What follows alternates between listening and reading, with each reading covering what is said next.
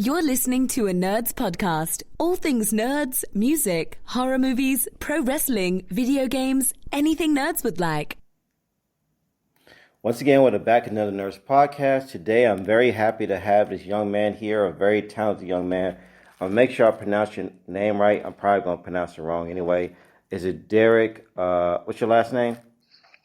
Cyprian. You can call me DJ, though. DJ? All right, cool. DJ is cool. All right. My podcast called Nerds Podcast is basically everything nerds, video games, movies, pro wrestling, cartoons, anything nerds would like.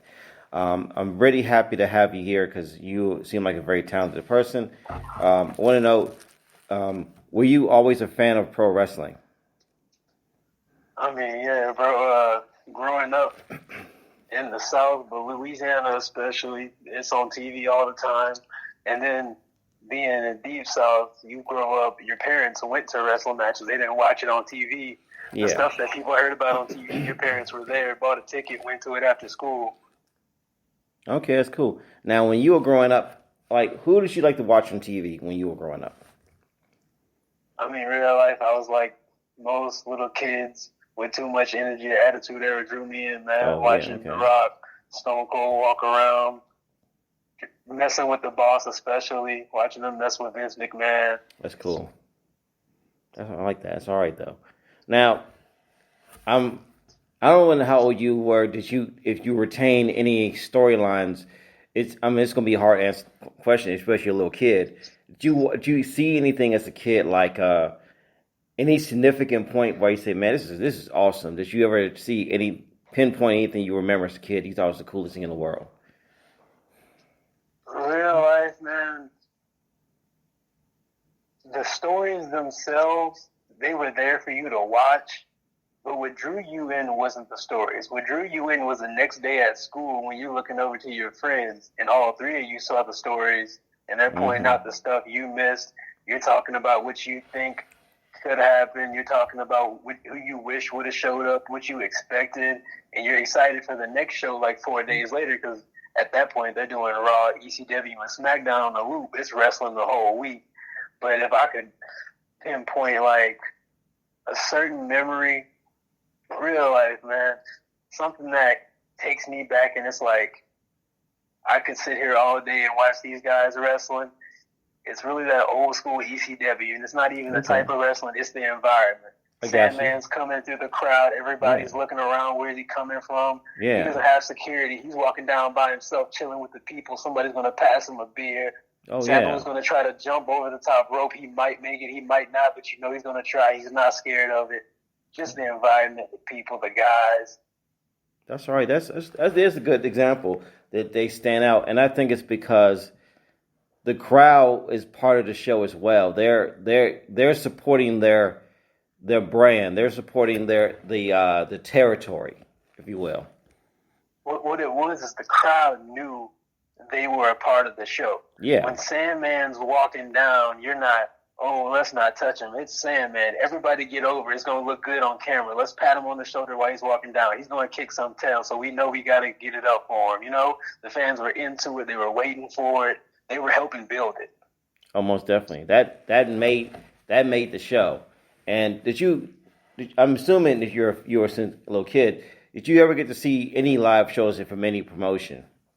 Oh, man, I'll tell you, one of the memories of my childhood that is still funny till this day is Tommy Dreamer and Sandman. I can't remember exactly why, but it's a house show. They're in the ring for some reason. And Tommy Dreamer invites a girl into the ring to have like a beer party with them, and he takes like 4 other people into the ring with them. Wow. Now, of course, Sandman, he's about to splash the beer around, break it over his head, do a bunch of stuff with it, right? Yeah. So it's everywhere. He gets on the girl's shirt, and Tommy Dreamer goes, "You know what? I feel bad. I'm sorry. How about this? If you take off that shirt, I'll give you mine." And the chick takes off her shirt in front of the whole crowd. Of course, it's a local girl in front of a local crowd, so it's just like, oh, we love it. Yeah. And then when my mom hears Tommy Dreamer say that, she's been to a Southern Wrestling show before, and she's heard of ECW through us and know what the type of stuff they do. She immediately covers both of her son's eyes, and my aunt follows with my cousin. And my cousin, who's sitting next to me, is maybe 3 years older, but she couldn't reach to cover his eyes. Awesome. All we hear the whole ride home is about how he saw it. And then we see the girl walking with the T-shirt, and he high-fives her on the way out. Oh, that is the greatest story. That is the greatest story ever. I love that. That's what it's all about. If you go to a wrestling show, you're going to come home with a story, even if it's not from the show, man. It's for a good time. That's what I tell people. Even if you're not coming to see me, come to enjoy yourself, talk to the other guys, cheer, boo, get it out of your system, have fun. If you bring your kids to a wrestling show, this is a PSA for anybody listening.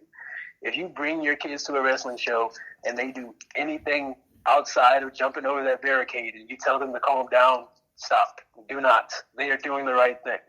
Yeah, definitely. That is awesome. I love that. Now, did you play sports in school? That was one of my parents' biggest things is be in sports so you can be social, make friends, learn what it's like to be in a group and a team environment. And on top of that, little kids have way too much energy, and one of the best ways to channel that is into something positive like sports. Oh, yeah, definitely. That is. What was Go ahead. I'm sorry, I cut you off. You're good. Growing up, I just played football, basketball, and baseball, anything I could get my hands on, really. And my 12th grade year, I ended up being actually my school's first goalie ever because I played on the first varsity soccer team we ever had. That's cool. That was actually one of my most favorite experiences. That's pretty cool. I like that. That's all right. Was that your favorite sport to play in school?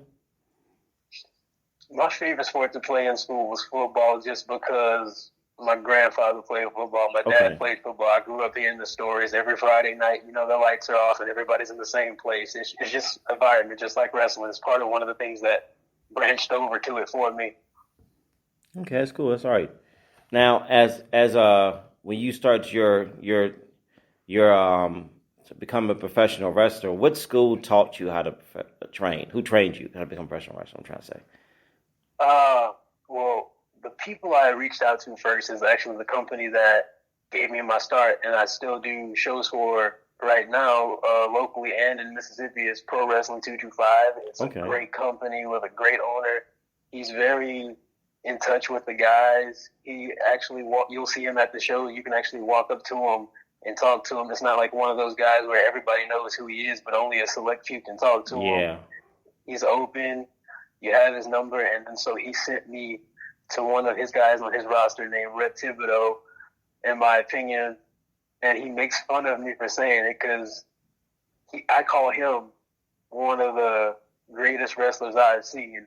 But when he asked me why I say that, I mess with him a little bit. Well, you taught me. So if you're one of the greatest, what does that make me? You know what I'm saying? Exactly. And so I mess with him a little bit. But nah, he's great. He's been around for a long time. The dude is barely twice my age, but he had his first match before I was born. That's how long he's been doing it. Wow, that's pretty cool, though. I like that. You got a veteran in the sport. Now, yes. I always ask everyone the same question.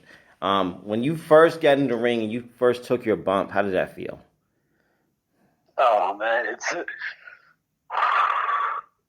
it's like you don't know what to expect because you've been told your whole life 10 different things about how this ring feels. Mm-hmm. You're standing in it now, so you're starting to feel it under your feet, and you're like, oh, this is a little sketch. And then you're thinking like, all right, what's the secret? They're like, no, brother, go ahead, fall back. Like, this mat ain't soft. You got to learn how to take it. Yeah. It's one of those things that I tell everybody. The first time you hit the mat and get up, that's when you're going to say either I want to be a pro wrestler or this ain't for me. Exactly. And I've seen some guys get up and be like, oh, this might not be for me. Mm-hmm. Exactly. Because I can tell you, I tried it one time years ago when I was in my early 20s, and there was a mat too far. There was a gym not too far where I lived, and I took a bump there, and I knew right away that I won't feel for it. And all it is, man, is I'm not sure who fact checked this, so I'm not gonna go into factual saying. But a lot of wrestlers have been quoted as saying and hearing that they've been tested that each bump a wrestler takes is the equivalent force of a car crash on your body. And I've heard people say that before. yeah, I've heard it, and I can't fact check it, so maybe not true, maybe it is. But I'll tell you what, I've been in some car crashes and I've hit the mat a couple of times. I'm not going to say it's far fetched. Yeah. And it's not even like, are you tough or are you not? What has your body been through before you touch this mat? It might have taken its limit. It's just about shocking your body and how well it's taking it. Yeah, that's cool. Now, I'm curious because I'm assuming you're a younger guy, so when you started, it was probably different. But back in the day, and you know this because you're a big fan of wrestling, back in the day when people try to join, schools, they would basically break you to make you want to quit. Like, how was the regiment for training when you started training? What kind of workouts they make you do? Well, for starters, people in wrestling business in general, the culture's kind of shifting from, you're not tough enough to maybe it's more about hard. People have their different ideas on it. My idea on it is we represent ideas overall, and that goes for everything. Right now in the UFC, Africa's got 3 African-born champions. Even though those 3 guys work their tails off, now they represent Africa and what it can put out. And so each wrestler, they represent something different. So we can't say who should and shouldn't be in the ring, but it's a physically fit contest. If you can't keep up your energy, then no, you can't, because we don't want you to pass out and fall out. If you can't take the bumps, take the hits. No, you can't. But it's not because we're pushing you out. We just don't want you to get hurt. It's people's safety is, a factor too. Yeah, that makes sense. It makes total sense now. And so, sorry. You go ahead. Answer your question. I just ran a little bit. That's no, you can go. That's the whole point of the interview. I want you to talk. I shouldn't be doing a whole lot of talking. Appreciate you, bro. But with just like how it is now, no, it's not anything like that. We're definitely gonna test your conditioning. You're gonna roll around. This is an orientated thing you have to do. Like, your body has to be ready and made for it. We're going to put you through the type of things you're going to experience in the ring. We're not going to say, you're physically fit, and then throw you in the ring and hope you survive. You have to be made for the ring. And so we're going to put you through some tests, but nobody's trying to run you out because, the business needs more, if anything. We need more fans. We need more refs. We need more crew. We need more promoters. We need to build because everybody's noticing. Wrestling's not as hot as it once was, Back in 2000, I could have walked down any street and been like, bro, Stone Cold's around the corner. People would have took off running. Now, if I say Roman Reigns, people know the WWE, but it's not what it was. Yeah, it's true. Exactly. It's not the same. It's not the same era, wherever it was. It changes. Does that make sense? Now, what's the name of your promotion? I know you said you trained at a school. Because sometimes I don't know, but what is the name of your promotion you're training at? Know if you have one. Well, the one that I am training at currently, which is the school that sent me to the man that trains me for me to work for them, so I'm very grateful on both sides. It's pretty much a working relationship at this point. It was just underdeveloped when I started. But Pro Wrestling 225. Yeah. And we run in Plaquemine, Louisiana, Denham Springs, Lafayette, and we're branching out Houma, and we recently got the COVID restrictions lifted on Louisiana to where we can start having shows again. So that'll be very exciting to get back home instead of having to drive over to different states to put on shows. Yeah, that's cool. I like that. Now, how is the scene there as in wrestling? How is it? Is it good? Indifferent? How is it? Man, something I've noticed about the people down here, it's not even that you have to give them some overproduced, super, super expensive high quality. You have to give them just people that are entertaining. It doesn't have to be special. It doesn't have to be super big. A nice set up venue so that people can, see and find their way around, and a couple of guys who can actually just entertain flat out, and you can pull a lot of people. There was a show named Cajun Heat they did a year or two before COVID, because as we was getting towards COVID, everything was going down, because before they forced the restrictions, everybody was starting to like get their own ideas about it. Okay. And so they did that show, and it pulled about, I want to say, like 1,500 or 1,600 people. That's pretty good. Which had a WWE size show. They could probably pull more, but you got to look at the guys who are here expecting to pull 700 and 800. So that's the kind of promotion we're doing. That's and our good. guys are so good that we double up that number. You know what I'm saying? That's all right. That's good. I like that. I like any sort of success in wrestling. We need as many venues. I believe in any venue that helps let wrestlers showcase their abilities. I think it's important. We need everything. Right, and something I really believe in wrestling is we need to like stop getting people out of this idea. It's like, oh, you wrestle in high school gyms. Venue is just a space. How you set something up and how you present yourself and the people in it is very important. You can make anything look amazing. Exactly. If you do it right and you just think a little bit and you put your mind to it. Most definitely. It doesn't have to be in some super expensive place. No. Venue is a venue. The people come to see it, they come to see you. They're not coming to see a basketball goal. They come to see you. Exactly. You're bringing the energy. So whatever you bring, it's going to be what those people bring. And that's why anybody who's ever seen me perform live, the first time they see me, they probably get a shock, because they see me walk through the curtain. I turn around. I be quiet. My music's, a nice rap beat I like. So I probably seem a little tough. What do? I turn around and I scream at the top of my lungs, because they don't want you to sit here and act cool and look dead. They want some fire, man. Yeah. That's important. Now, I'm curious, like, I don't think I like to see you wrestle, because can I find your stuff on YouTube or something like that? If you search DJ Cyprian or 12 Gauge DJ Cyprian, you're going to probably come across a lot of my stuff from different platforms. But I do have my own YouTube page. I'm actually getting up and running right now. It's under just DJ Cyprian. You'll probably have it on the video whenever it's up. But you can probably find my stuff on a lot of different places. YouTube, Facebook. It's really just searching my name. Oh, cool. I like to do that, because I like to. I've been doing this. I've been doing this very long, so I've been lucky enough to have people to come on and so many wrestlers that are up and coming wrestlers, or people who have different venues, and I'm very fascinated about this. The fact that I get to interview anyone in the professional wrestling, because technically I'm a fan, but I've never done it. So the fact that you allow me to interview, I'm very grateful. But there was a point I was asking. Oh, the point I was asking, like, now, what do you prefer, being a babyface or heel if you had a choice? Man, that's a tough. Yeah. That's a tough.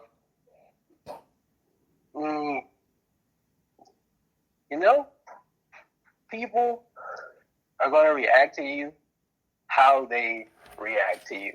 And that's where some people get that word or that idea of tweener in their head. And to me, as a guy who was taught a little bit older, and, most guys wouldn't even speak on it, but it's a little more of an open time. Being a little bit older, I don't think a tweener exists, but people are going to react to you how they react to you. And trying to fight that with every fiber of your being is not going to work out at any point. So I just kind of roll with it, let it come to me. Yeah, okay. That's cool, though. Now, outside of your own promotion, is there any promotions you like to watch? I mean, you can say anything, doesn't matter. Outside your promotion, anyone you like to watch? Anything that I like to watch. Yeah. I will say, right now it's hard to actually keep up with all the wrestling. I want to watch it, but stuff I like to catch clips of. A promotion I really do like, Limitless Wrestling. Their last champion, Christian Casanova, just went to the WWE. Oh yeah. It's one of those places that represents exactly what I'm talking about. You don't need a big venue. Okay. Their roof probably isn't tall enough to fit a WWE size ring in there. Even though they have the size in the ring, it's just not as tall. Yeah. And it's a little hall, but they set it up good. They got their walkway. The fans, just like ECW, they respect the wrestlers. They're there to feed in, not to cause trouble. There's no barricades, so everybody's around the ring and close. when a guy's getting their space and needs some space to do a move, the people give it to him, and it's like you're up close on it, and everybody can feed in and love it, and there's no problems. It's just one of those places that they've been bringing out like really great wrestlers. Okay, that's cool. And what's the name of the promotion again? Limitless Wrestling. Because I'm going to look that up. I'm going to check that out. I like that. That is pretty cool. Now, have you ever watched New Japan or you watched AAA or you watched the other, like, you know, kind of like their style of wrestling? Yes, I won't say I aim to do it, but just being, I'll say, trying to be well-rounded and making sure you know you can work with everybody. Yeah. I had a friend who went to New Japan Dojo in Los Angeles. He was trained by the same company. Okay. And he came back and, you know, he basically just shared like some of their ideas with me and anything that I might be able to benefit from. He was just real open with the knowledge and, you know, showed me what he could, short of me actually going for the experience myself. But that New Japan strong style, he was actually, who was it? I can't remember the wrestler's name right now, and I'm going to get a lot of flack from it because it's okay. I know the guy's name, but he had an injury sometime 2 or 3 years ago and couldn't wrestle anymore. And he took over a trainer, and he's really good. That's cool. And he learned from him, and he came back and just taught me. And so just seeing some of those guys' way, it helps a lot. That's cool. I like that. And I interviewed someone he's not technically he's not AAA, but he's in the same vein. And we also interviewed someone who's from New Japan. And it's always fascinating, especially Japan. Their fan reaction is vastly different from ours. And you're aware of that. I don't got to tell you that because you've seen it before. The fact that they don't cheer, they just clap. It's kind of cool. I'm not saying it's crazy. I don't want to say it's crazy, but it's cool the fact that there's different styles out there that you can do, and I'm glad you're incorporating many styles because that'll make you a versatile wrestler, if that's a word. I think it's a word. Yeah, very, and it's exactly that. Like you can literally watch it as a fan and be like, hey, there's something different. So as a wrestler, you want to go into it and be like, break it down. What's the difference? What can I take from? And it's actually just one of those cool things. Like I have a friend from France, and I told her about me being a wrestler. And so when I looked into the French word for wrestler and realized they had a word for professional wrestling instead of having to say like pro in front of their word for it, that's when I looked back on it and I was like, oh, I'm kind of slow. That just means lucha is the word for wrestling in Spanish, and I kind of clicked on me. I was like, there's a word for pro wrestling in every language. It's that spread out. And I was like, you really have to learn from different cultures and everything. You can't just think anything is one track. Oh, definitely. It's so much you can learn. It's so much styles you can learn. And wrestling, I think wrestling has always got a bad rap for some goofy reason. It never made any sense because it's very much a sport like any other sport that's out there. Any professional sport, they're equally just as valuable. But for some reason they get flack because people roll their eyes or they'll say, and you'll probably hear this before, and it's sad if you have. Someone look in your face and said, does that hurt? Like, are you serious? I mean, it is funny when they look at you and say, like, does it hurt? And that's just what it is. People have gotten into their inherent doubt of, like, anything in pro wrestling hurting. It's like anytime the favored boxer loses and it wasn't like some cold-cut knockout, everybody's like, did he take it? Did he drop? Did he take a dive? Ball? Yeah, did really? he take a dive? You know, everybody's always trying to find where the scheme is, and that's kind of what, you know, it's not always the scheme. It just happened, you know? Yeah. It's a weird concept. It's a silly thing. It's like you would never say that to a football player, of someone who got creamed out on the field, and you like, hey, buddy, did that hurt? Like, you see that 300-pound man hit me and knock my helmet off? That's where I have to go into it and think about. It's one of those things you have to realize people really, really, really don't understand what they haven't done. And so that's why even with boxing, it gets into that thing where people are like, I don't know about this one, because a lot of people haven't gotten into a professional ring and box or spar. Exactly. They don't know that one hit really can knock you down. It's not hard. It shuts you and down.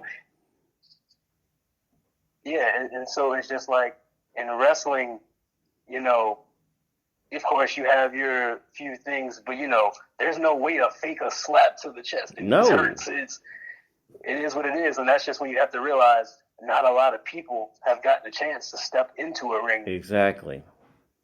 And that's why I think it maybe was protected a little too much. It was. Because, you know, letting somebody into a ring to take a chop, that's not going to hurt anything. It'll change their views. Let someone like Big Show put that frying pan handle on their chest. I bet you won't say it's fake anymore. Exactly, and that's all it is. I'm all for, you know, let them try and see. Not bring them over here and hurt them for no reason. No, like literally do to him what you do to me, and let them train. Yeah, let them train. You know, they need to see the appreciation of it because, you know, for so many years, I think it's the misconception when you see colorful characters and their giant, you know, personalities that you forget it's a grown man. Regardless of what he's wearing, it's a grown man jumping off the top rope. And he's probably 200 pounds. Landing on a man is also 200 pounds. On his body. That's got to hurt. Exactly. One of my favorite examples is people like to look at Matt Riddle and be like, oh, he's this, oh, he's that. I've heard the word pothead thrown for him a couple of times. And my thing is, you know, Riddle's a great wrestler. Yes. But do you know where he came from? Riddle will knock someone out. Have you watched him? Exactly. That's a good description. And you know what's funnier? That you can see that he can hurt someone. It's visibly. You can see it. You know that even though this is basically a dance and he's doing these certain moves to keep from hurting anyone, knowing that those knees, if they connect for real, you going to sleep. Yeah, like, really hard. Like, I've seen Riddle put a knee on a couple of those guys in NXT, and that mark is still there the next week, man. Uh-huh. Ain't no joke, and it's weird. It's like, and I have to say, I am woefully ignorant for so many years because when I was a kid, I didn't put it together. I didn't understand. Like, I'll give an example. Do you know who Rick Rude is? Yes. Okay, Rick Rude is probably like, I'm gonna say 6'1" or 6'2". Like, standing Hulk Hogan, or he's probably a small dude.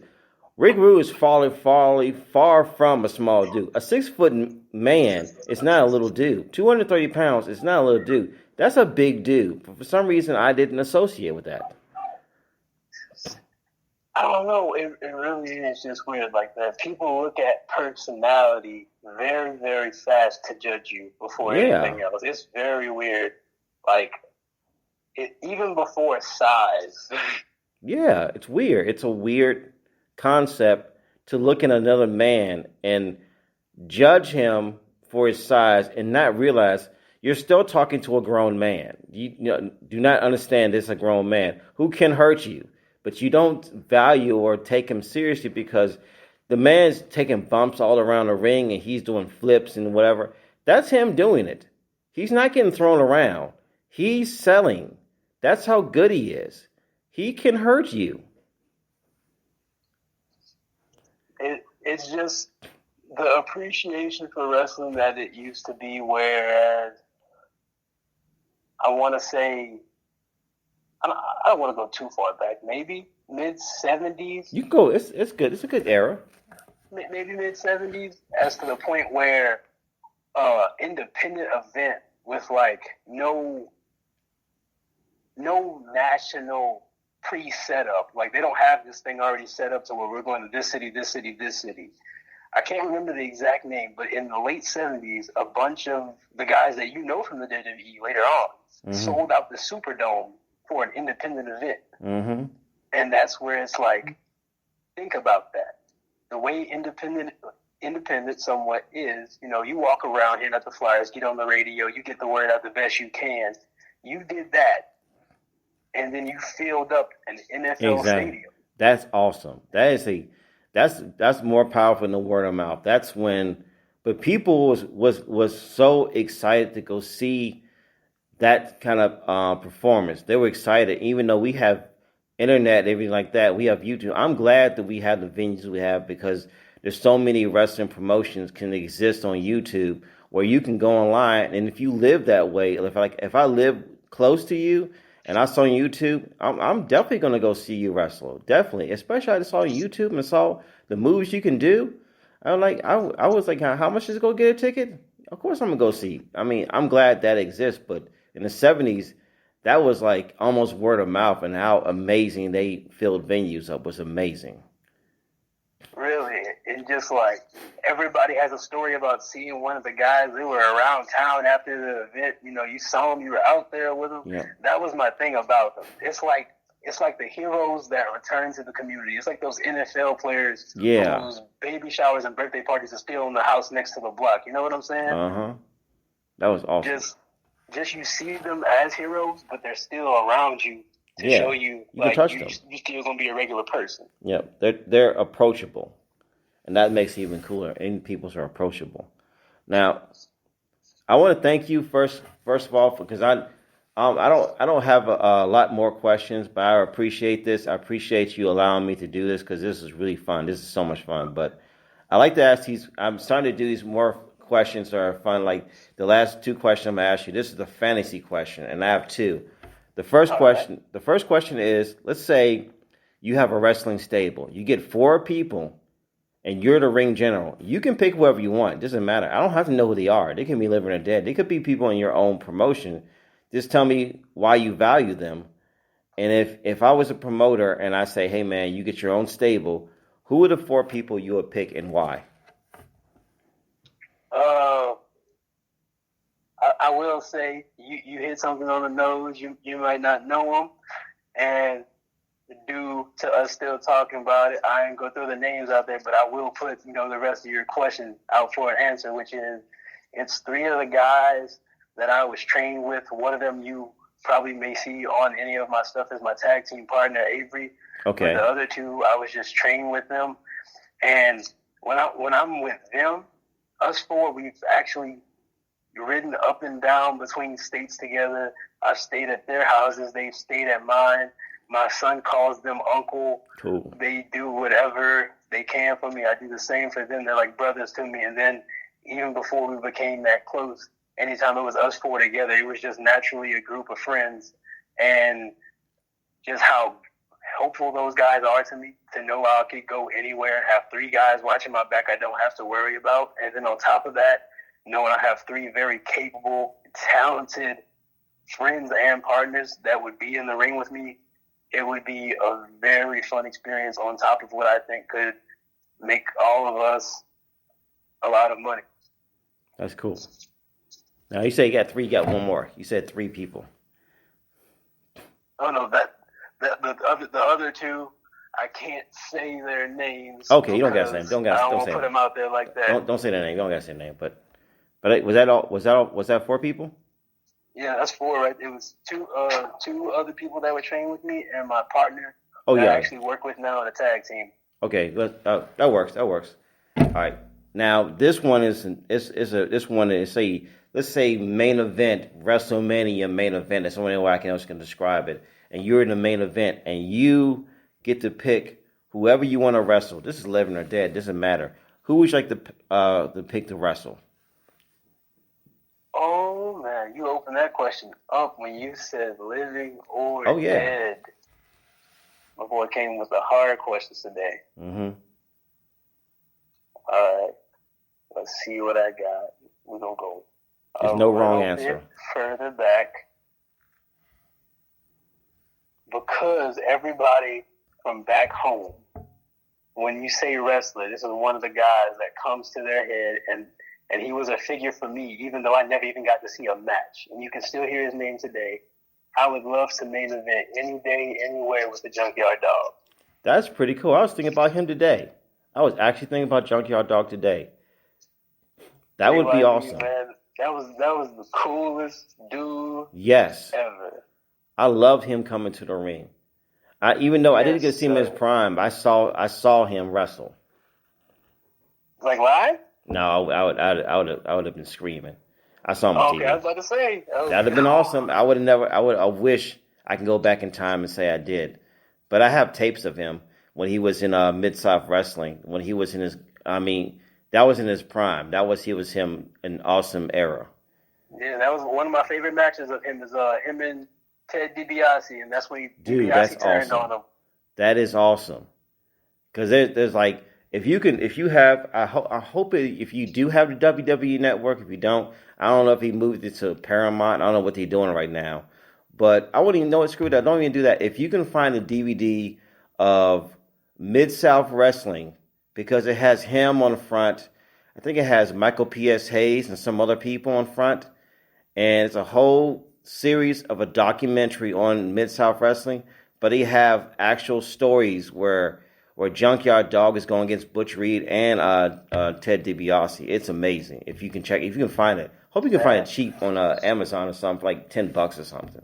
Check that out. Man, I could probably find that on YouTube. You probably can. All the good stuff is on YouTube. Yeah, you probably can find. You can find those specific matches. But yeah, thank you again, and I really appreciate you doing this. And hopefully, down the line, if you're ever available again, I just wanted to talk wrestling with you. That's all I want to do. Just talk wrestling. That'd be fun. Man, anytime, any day. This podcast was really fun. Thank you for hitting me up and inviting me to do this on my birthday. You want to go for that.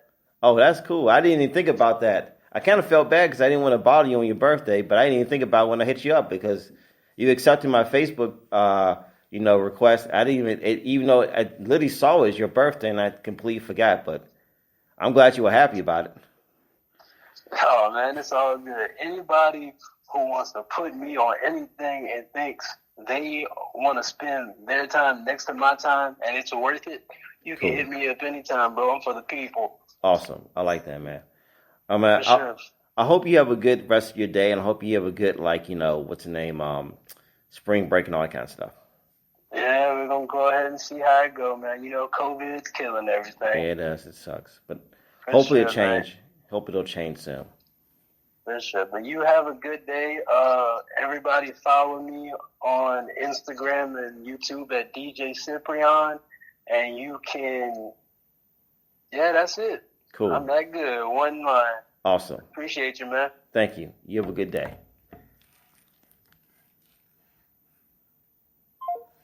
That was DJ. He was an amazing professional wrestler, awesome dude.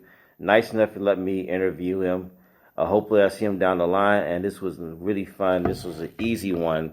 They're not really hard. None of them are hard, but it's the fact that I didn't do too much talking on this one. I tend to ramble, so hopefully this one's better. They're all good, but I like this one better. I like this one more now. This one's a really good one. But before I go, I'm signing out, but I think I'm going to do zombie sound effects, of course, and I'm gone. See ya.